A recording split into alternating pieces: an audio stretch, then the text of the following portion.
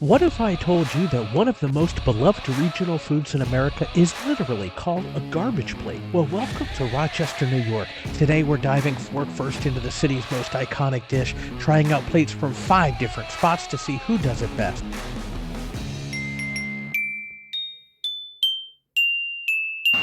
Steve T's Hots and Potatoes. We're here for a Pepsi and a plate, so we'll check out what Steve T has for his Rochester classic dish, typically known as a garbage plate, or just short for a plate.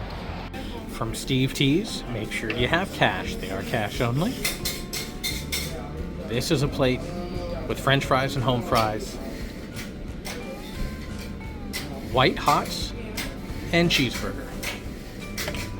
With the hots, here in the Rochester area, it is either red hots or white hots. Hot is not to be thought of as hot, spicy sausage, but rather just short for hot dog. So it's a white hot dog or a red hot dog. You got the white. This is the white hot dog. The white Ziegler hot dog. And the cheeseburger and the sauce and the onions all on top. Definitely the idea of a mixed plate. It's got some onion in there. That's good. It's good. There's a tiny bit of spice in it, Johnson, in that case. Tiny bit of spice. I think that's in the sauce. I think that's in the meat sauce. With the onions and such. I agree. Here at Steve T's, we got the French fries and the home fries, along with the cheeseburger and the white hot. You could get beans or macaroni salad. So of the beans, the macaroni salad, the home fries, the French fries, you have a choice of the two. We want the home fries and the French fries, very meat and potatoes kind of meal. Little kick on the meat sauce that goes in with the onions and such. And they do have extra condiments over. You can put hot sauce or ketchup over there to add on in here. I don't know what's typical. Let me know if I did this completely wrong or if I did this right. But throughout all of our other challenges of testing these out this trip, we're going to make them the same way so that we have a standard to go by. So we just finished at Steve T's Hots. Linus, what did you think of your plate? It was good? On a scale of 1 to 5, how would you rate it? 5, I guess. Probably 5. A 5? Yeah. A 5, you guess? Yeah, 5. Good answer.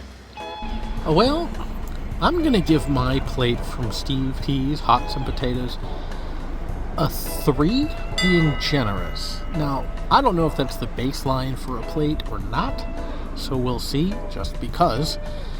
I don't know, it's meat and potatoes, which typically would be good, but we had way too much potatoes in with the meat. I don't know if, again, there's any other condiments or whatnot that would best go. I just felt it was a little dry, so maybe we'll try with something else next time and see how that goes. Of course, no discussion of garbage plates would be complete without the place that started it all. Nick Tahou Hots in this very nondescript building, older building. This restaurant dates back to 1918, originally serving classic diner fare-like burgers and hot dogs. But it was in the 60s and 70s when hungry college students from nearby campuses helped shape the garbage plate that we know today, asking for a plate with everything on it. So piled high with meat, home fries, mac salad, hot sauce, the dish became a local legend, and today it is only Nick's that can officially call it a garbage plate, because he himself trademarked it back in the 80s. You'd be forgiven of thinking that this is a old school cigarette machine inside Nick Tahou Hots. This is a legit candy machine. You'll see the gum slots right there.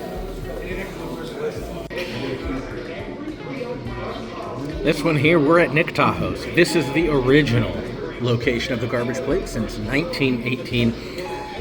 After talking to several of you guys, figured that we did Steve's a little dry. It was dry. You are supposed to put some extra things in there, like some ketchup and mayonnaise. So that's what we're doing today. We're going to put some ketchup. We're going to put, we already got the ketchup on there. We're going to put some mayonnaise on there. Switch it up from the home fries. Got some beans in here. Get some extra juices flowing in here. into the original. So I think I might have to give Steve's an incomplete, based on my rookie status, my user error, if you would, of creating that plate. The white hots and beans. I think I got a fry in there, and it comes with mustard and onion and sauce. So let's give this a go.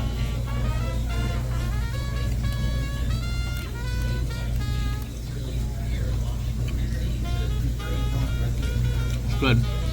Significantly better than the dryness that we had at Steve T's. But again, Steve T's, I didn't have the extra stuff on it, so again, Steve T's is probably going to have to get an incomplete for this challenge, unfortunately. Really would like to include them. Steve T is actually cousin to Nick. They're family related, current cousins. Right now, Nick's is fourth generation Tahou. Is Nicky was actually making our plate today. And Steve T, Steve's the guy over there is second cousin with her dad. Something along those lines. Linus, how do you like this garbage plate? It's good. Compare it to last night's garbage plate. Is this better, worse, or the same? Better, kind of. Better, kind of? Yeah. Better? What makes it better? Do you think?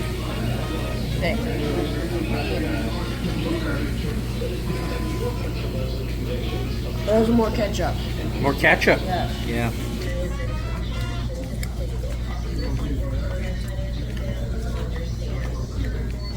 Got a big chunk of the white hot in there with that one, but definitely more moist. There's definitely more juice. Not nearly as dry as last night's Steve T's. I got nothing against Steve T. I just didn't order it correctly. I just ordered it regular with everything, but did not add any additional ketchup or mayonnaise. A lot of times relish is available. I did not add relish. But this is significantly better than yesterday. So this is our new baseline. I thought this was a good one. Now, others say that the others are better. Dogtown seems to get awards, but we'll see how that goes. But I'll give this a good solid 4 out of 5. Just based on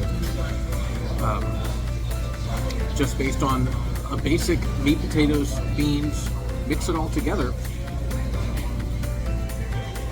and that is what you get.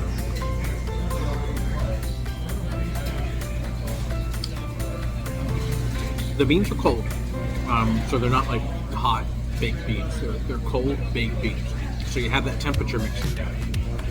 I didn't taste nearly as much hot spice as I did Steve T yesterday either. But it's a good solid 4 out of 5.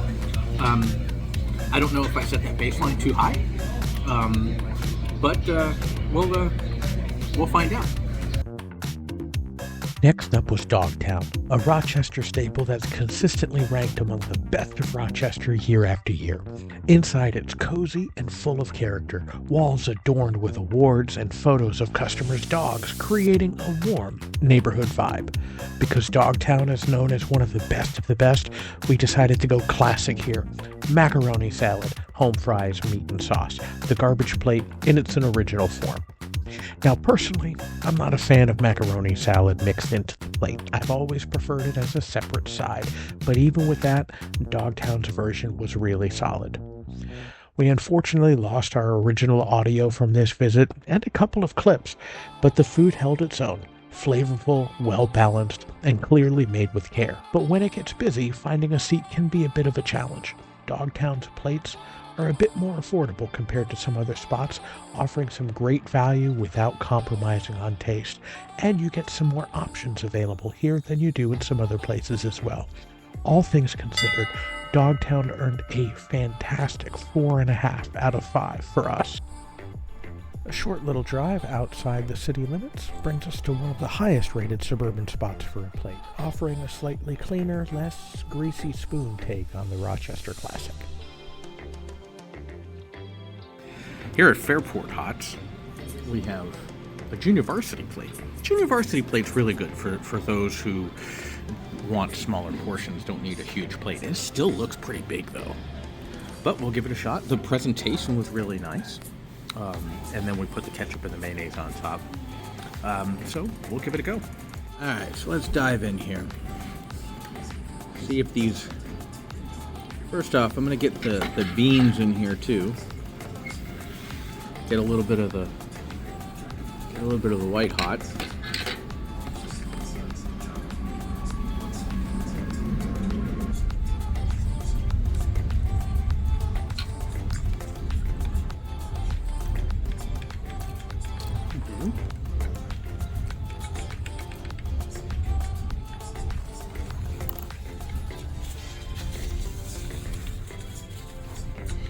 Good.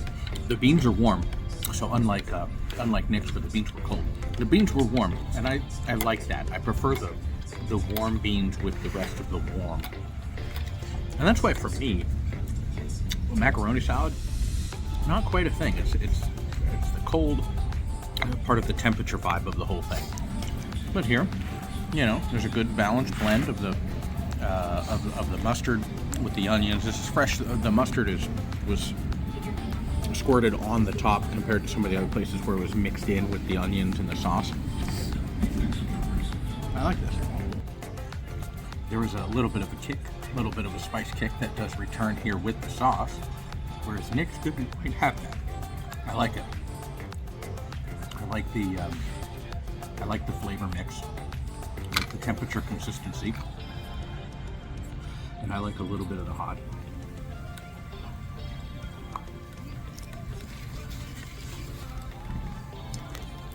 And with all of these, it comes with bread in case you want to dip it in case the spice is a little too much. I think I'm going to have to give a Fairport a good 4. Good 4 out of 5.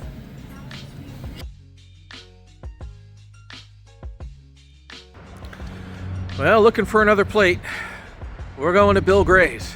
They also say they have the world's best hamburger, I think. I don't know how true that is. And while we're here, we're gonna get some Abbott's frozen custard, a Rochester staple. So when we're here in the area, we eat like a local. We'll give it a shot. We'll try out Bill Gray's today. Here at Bill Gray's, you get one of the fun little light up vibrator things to let you know when it's ready. All right, so here at Bill Gray's, we got a basic plate with the ketchup and the mustard.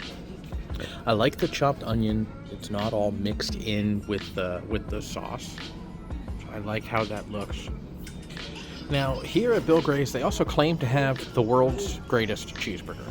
So, I picked up the world's greatest cheeseburger. So we'll give that a whirl and see if that holds up to world's greatest standards. I've had some pretty darn good cheeseburgers.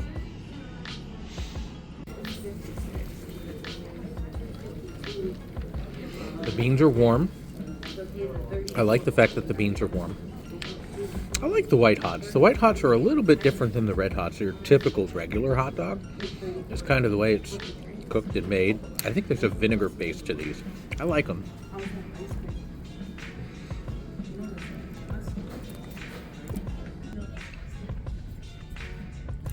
Yeah. I like Bill Gray's. I really do. So there are, I believe, 14 Bill Gray's restaurants currently here in Western New York, Rochester region. So it's a semi-chain.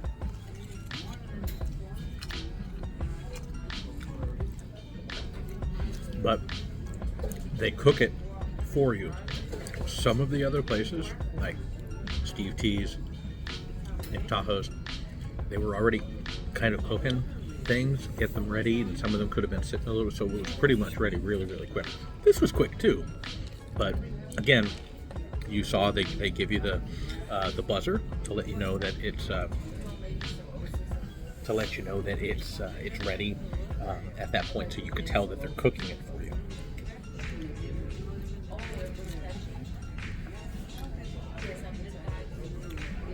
And many of the other places, you get your own ketchup, you get your own mayonnaise. Now, For those who are regular in the area, that may be perfectly fine because you know how much you want to put on. But here, they put the ketchup and the mayonnaise on for me, which gives it more of a, this is kind of the standard amount kind of feel, kind of idea. And I like that. This plate, this sauce, doesn't have a kick to it. It's plenty flavorful though. But there's no extra spice kick in it at all. For those of you who wanted to know, I'm gonna have to give this plate from Bill Gray's a 5 out of 5. I mean, again, just the plates in general, it's all your basic comfort foods mixed in together. You typically like that type of thing. This is gonna be for you. Some are better than others. I'm gonna have to Bill Gray's. Bill Gray's is pretty darn good. Dogtown was great too, but I'm gonna have to go with Bill Gray's. All right, so as I said before, Bill Gray's claims to have the world's greatest cheeseburger. Let's give that a shot. It's quite large. Telltale sign of a good cheeseburger. If the bottom bun starts disintegrating, it's a good cheeseburger.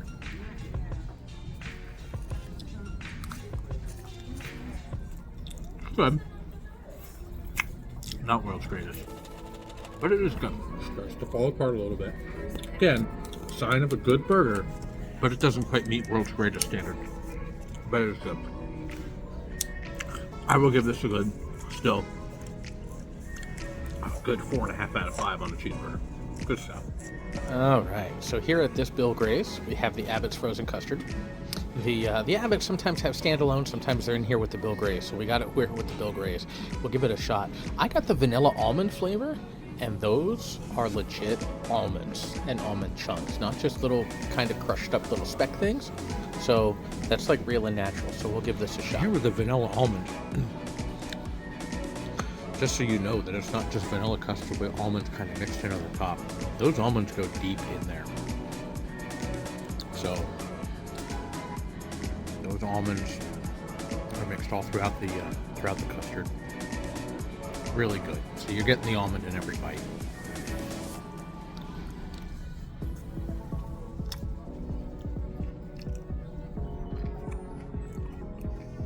Yeah, very good. Very good custard, nice and creamy. It doesn't taste frozen, like sometimes they taste frosty frozen or extra hard. And these are good, legit almonds in here too. So, really good. 5 out of 5 for Abbott's. Yeah. Of course, Rochester's food scene goes well beyond garbage plates. Places like Dinosaur Bar-B-Que have built a cult following far beyond the city, with smoky meats, bluesy vibes, and a setting that's anything but ordinary.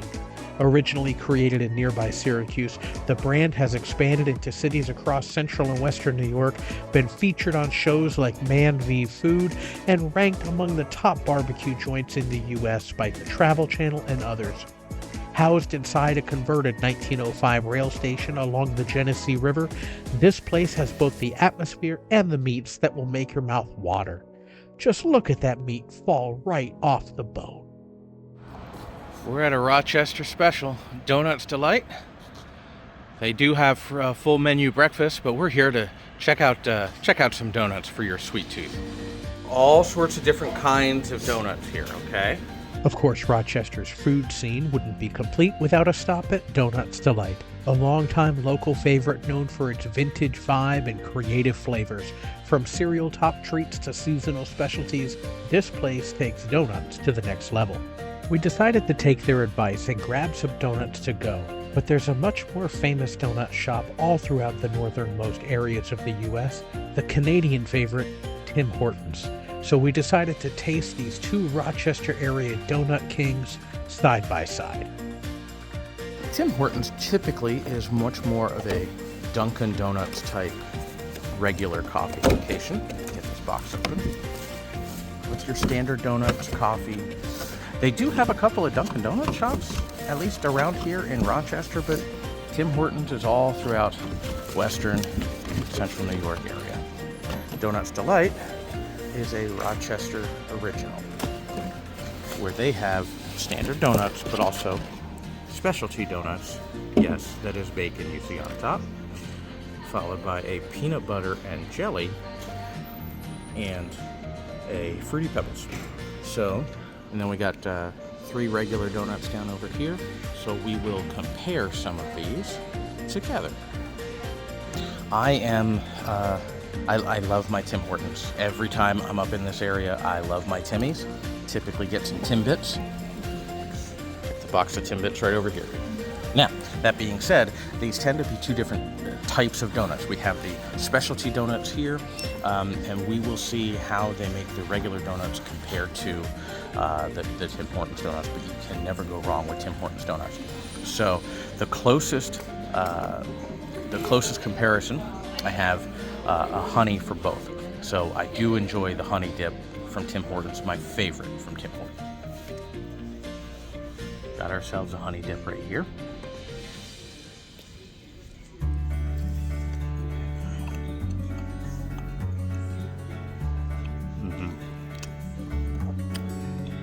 That is a good honey dip. Good honey.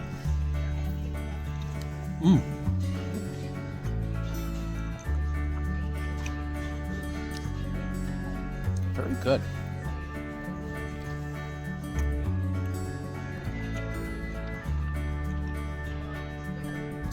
The Donut Delite honey. The dough here for the donut is very light, very comparable. The honey flavor of the honey dip of the Tim Hortons soaks a little bit more into the cake batter of the dough of the donut, but Donut Delite's honey, very, very good. We're gonna go into some Donuts Delite specialty here. We're gonna go with the bacon. Now this is a monster of a donut. Right here. Good quality maple cream in here. Bacon on top. The bacon is just a garnish on the top. So it's going to take a little while to get to it, so I'll just take some of that off the top here. Yep. The bacon goes great together. And just a warning for those of you who need to know, quite rich, very sweet. So a little bit goes a long way in terms of sweetness. So very, very good. Highly recommend Donuts Delite. They're very good donuts. There's a lot more to Rochester than just the garbage plate, but if you're anywhere near the neighborhood, maybe on the road to Niagara Falls, the Finger Lakes, or even to New England, grabbing one is practically a rite of passage. From one of the best play museums in the country to stories of civil rights and American innovation, Rochester is packed with hidden gems that most travelers never even realize are here. So be sure to subscribe and click the notification bell so you don't miss the rest of our series exploring this underrated city with a whole lot more to offer. Thanks for watching, and we'll see you in the next one.